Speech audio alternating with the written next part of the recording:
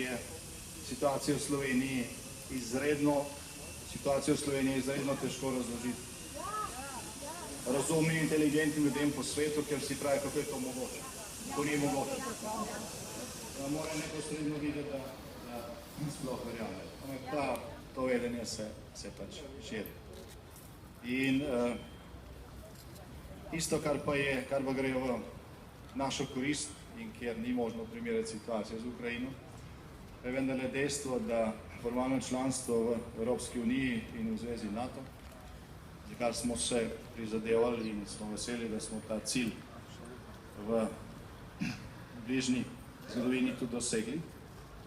To članstvo vendarle daje Sloveniji neko večjo varnost. Ta večja varnost preprečuje to, kar se danes dogaja v Ukrajini, se pravi oboroženo intervencijo pod neposrednim vodenjem in vplivom Moskve. In zaradi tega je tudi vse to, kar mi počnemo, bolj varno, manj ogroženo. Slovenska policija ščiti ta zborovanja, ne streljajo strelci na vas. Mislim, da je to.